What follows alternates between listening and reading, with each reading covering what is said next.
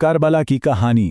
اکثر لوگ سمجھتے ہیں کہ یہ میدان جنگ پر ختم ہو گئی، لیکن اصل میں کہانی تو وہاں سے شروع ہوتی ہے۔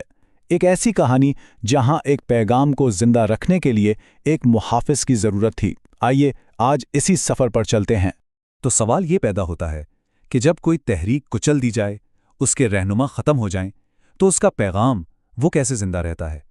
یعنی جب ظلم اور طاقت جیتتے ہوئے نظر آئیں تو پھر سچائی اور مقصد کی اس امانت کو کون آگے لے کر جاتا ہے؟ اسے آگے بڑھاتی ہے ایک ایسی آواز جسے ظلم کی کوئی طاقت خاموش نہیں کر سکتی۔ اور کربلا کے بعد تاریخ نے دیکھا کہ وہ آواز زینب بنت علی کی تھیں۔ دراصل وہی تھیں جنہوں نے اس بات کو یقینی بنایا کہ یہ عظیم قربانی کبھی بھلائی نہ جائے۔ اچھا، تو میدان جنگ سے آگے بڑھتے ہیں۔ امام حسین کی قربانی بلا شبہ اس تحریک کی بنیاد تھی، لیکن مشن ابھی ادھورا تھا، اور اس مشن کو مکمل کرنے کی ذمہ داری اس ہولناک سانے کے بعد ان کی بہن زینب کے کندھوں پر آئی۔ اب دیکھیں، ان کی اس بے مثال ہمت کو سمجھنے کے لیے ہمیں ان کے مقصد کو سمجھنا پڑے گا، اور یہ مقصد کہیں اور سے نہیں بلکہ اپنے بھائی کے ساتھ ایک بہت ہی گہرے زندگی بھر کے تعلق سے جڑا ہوا تھا۔ ان کی تعلق کی گہرائی کا اندازہ آپ بس اس ایک بات سے لگا لیں کہ جب ان کی شادی عبداللہ بن جعفر سے ہوئی تو انہوں نے 2 شرطیں رکھیں۔ پہلی کہ وہ روز اپنے بھائی حسین سے ملنے جائیں گی، اور دوسری کہ جب بھی ان کے بھائی سفر پر جائیں گے وہ ان کے ساتھ جائیں گی۔ یعنی ان کی شادی کا معاہدہ تک ان کے بھائی سے جڑے رہنے کے وعدے پر مبنی تھا۔ پھر جب جنگ ختم ہوئی تو ہر طرف راکھ اور تباہی تھی، افراتفری کا عالم تھا، سب کچھ لٹ چکا تھا۔ ایسے میں زینب نے فوراً قیادت کو سنبھالا اور سب کی محافظ بن کر کھڑی ہو گئی۔ اور یہاں ان کی ثابت قدمی کی مثالیں دیکھیں۔ یوم عاشور کو جلتے خیموں کے بیچ غمزدہ عورتوں اور بچوں کو سنبھالا۔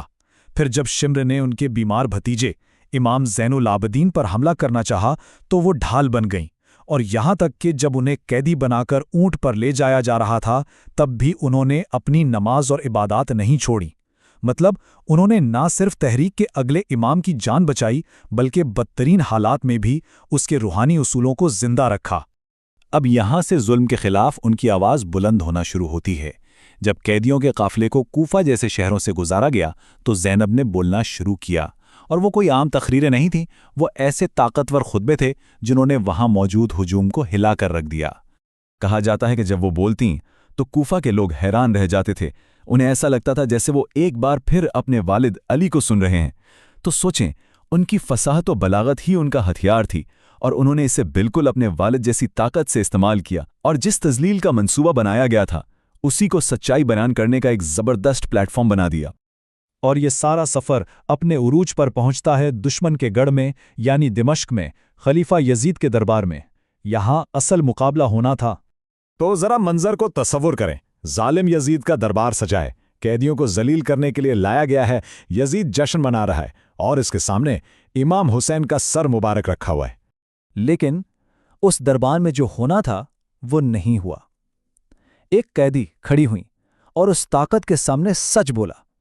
زینب نے مظلوم بننے سے صاف انکار کر دیا اور اس لمحے کو ایک ایسے خطبے کے لیے استعمال کیا جس نے ہمیشہ کے لیے تاریخ کا رخ موڑ دیا۔ اور ان کا پہلا وار دیکھیں، انہوں نے یزید سے پوچھا، کیا یہ انصاف ہے کہ تمہاری اپنی عورتیں اور کنیزیں تو پردے میں رہیں اور رسول خدا کی بیٹیوں کو قیدی بنا کر یوں سرعام پھرایا جائے؟ مطلب انہوں نے یزید کے اپنے ہی عزت کے معیار کو اسی کے خلاف استعمال کیا اور اس کی منافقت سب کے سامنے بے نقاب کر دی۔ اس کے بعد انہوں نے پورے بیانے کو ہی پلٹ کر رکھ دیا۔ انہوں نے کہا، یہ مت سمجھو کہ جو خدا کی راہ میں مارے گئے وہ مر گئے ہیں، نہیں، بلکہ وہ زندہ ہیں اور اپنے رب سے رزق پا رہے ہیں۔ یعنی انہوں نے اپنے خاندان کی شہادت کو شکست نہیں بلکہ ایک خدائی فتح اور ہمیشہ کی زندگی قرار دے دیا۔ اور پھر آئی ان کی حتمی للکار۔ انہوں نے کہا، خدا کی قسم، تم ہماری یاد کو کبھی مٹا نہیں سکو گے اور نہ ہی ہماری وحی کی روشنی کو کبھی بجھا سکو گے۔ یہ صرف ایک چیلنج نہیں تھا، یہ ایک پیشن گوئی تھی کہ ان کے خاندان کی میراث اور ان کا پیغام یزید کی سلطنت اور اس کے ظلم سے کہیں زیادہ، بہت زیادہ دیر تک زندہ رہے گا۔ تو انہوں نے بہت خوبصورتی سے دونوں طاقتوں کا فرق واضح کر دیا۔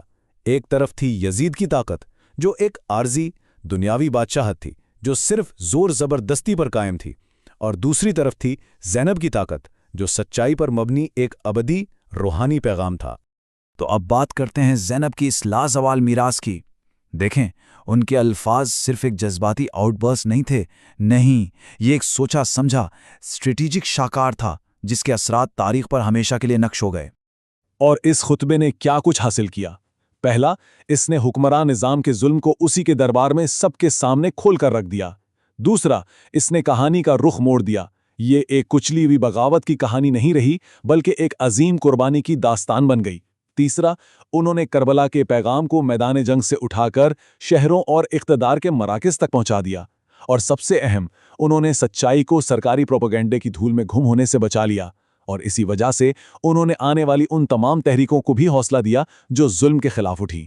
اسی لیے کہا جاتا ہے کہ کربلا کے مشن کو مکمل کرنے کا سہرا انہی کے سر ہے۔ تو آخر میں یہ پوری کہانی ہمیں ایک بہت گہرے سوال پر لا کر چھوڑ دیتی ہے کہ فتح کا اصل پیمانہ آخر ہے کیا؟ کیا سچی جیت ہمیشہ میدان جنگ میں ہی حاصل ہوتی ہے، یا پھر وہ جیت زیادہ بڑی ہے جو آنے والی نسلوں کے دلوں اور ذہنوں میں زندہ رہتی ہے؟